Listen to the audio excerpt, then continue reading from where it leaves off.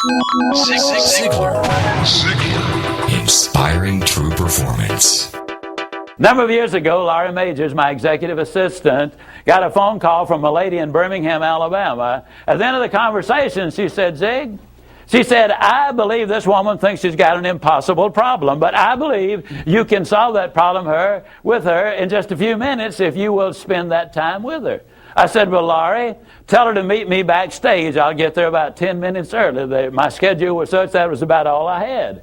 Well, I got there, and I was on backstage behind the curtain on one side. She spotted me from the other side, and as she walked across the stage, I have never seen as much anger in a human being in my life as I saw in her. She almost started crying when she saw me. She said, oh, I'm just so glad to see you. I got this horrible job. I hate it. I hate everything about it. I hate everybody down there. I mean, you're talking about negative nails. She was it. She said, can you help me? Now, understand, I've only got about 10 minutes. So I looked at her, and one thing I have learned, I don't do counseling, but I talk with a lot of people who do, in psychology, psychiatry, and the ministry. And they tell me that everybody who comes to you with a problem are not necessarily looking for a solution. I couldn't understand that for a long time. Why do they bring you a problem if they don't want to solve it?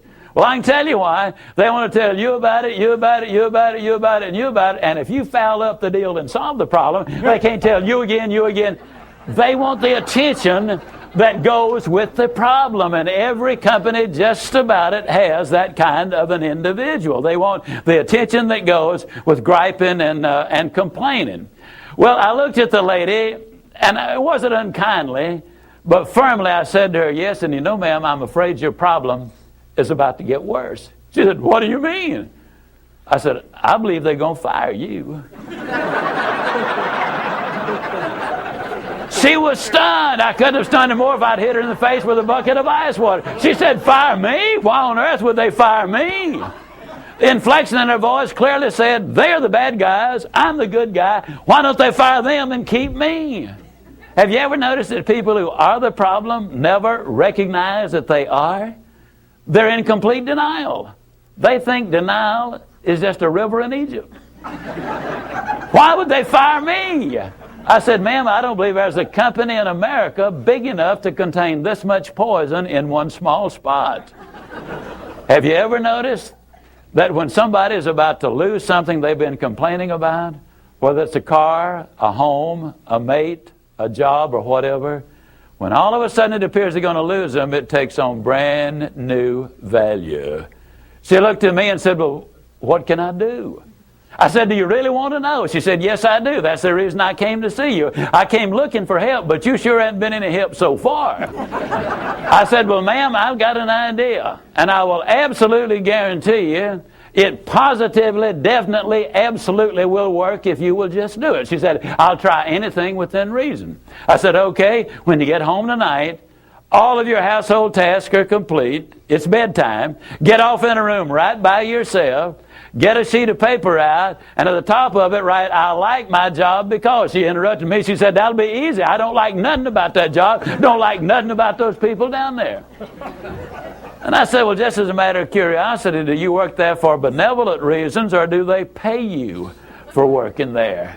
She said, well, I got to confess, they pay me. And I said, and you don't like to be paid? Oh, she said, yes, I do. I said, okay, tell you what you do. Open your notebook right now. We'll start our list of the things you like about your job. They pay you for working there, and you do like it, don't you? She said, absolutely. But she just stood there. I said, no, open your notebook now, and we'll get busy on the list. She just stood there. I said, ma'am, let me tell you what my experience in life has been.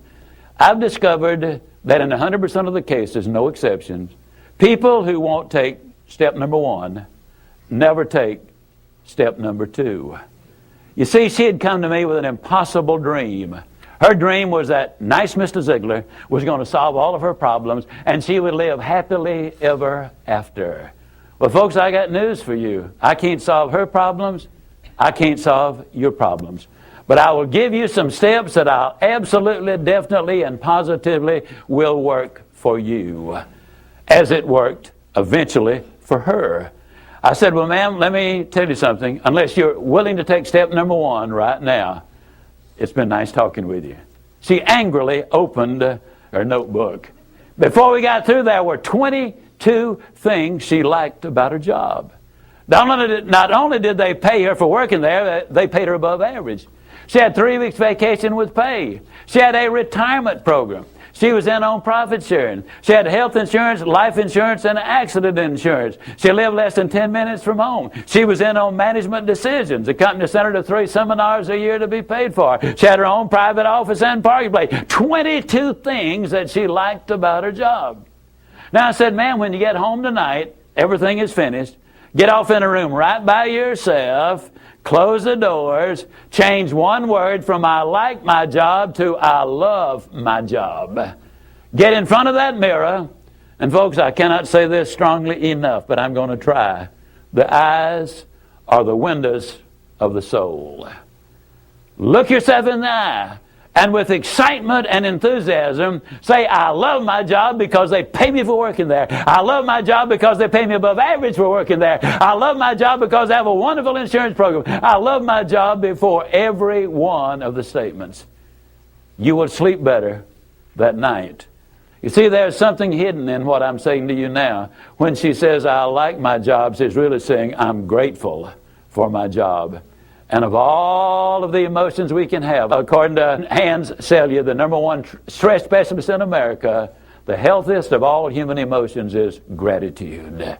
I said, you go down that list. I like my job. I love my job, rather. That is a way of gratitude. You'll sleep better the first night. Tomorrow morning, when you get up, get back in front of the mirror just before you go to work. Get back in front of the mirror and repeat the process again with excitement and enthusiasm. I love my job because, and take the list with you. Because the reality is, you see, you will have started to change from a fault finder to a good finder. Some people do really find fault like there's a reward for it. They really do. Take the list with you, and you will be able to add to that list, absolutely guaranteed. Do this every morning and every night, and you will have an astonishing recovery from this advanced case of stinking thinking. Now, I didn't say that to her, but I'm saying it to you. That's what it was. It was an advanced case of stinking thinking. Well, 6 weeks later, I was back in Birmingham, Alabama. I was doing a follow-up sales seminar. Now, the lady was not in sales, but she had been listening to my tapes. She had been listening to Automobile University, and she had discovered that everybody sells. Everybody who will ever hear this is in selling. Whether you're a school teacher, a civil service worker, a military personnel, an executive secretary, it doesn't make any difference. What you do, you sell every day of your life.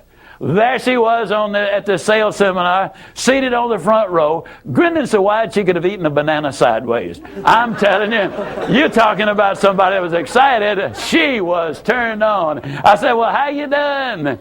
She grinned even more broadly and said, Mr. Ziglar, I'm doing wonderfully well, and thank you for asking. She said, you cannot believe how much those people down there have changed.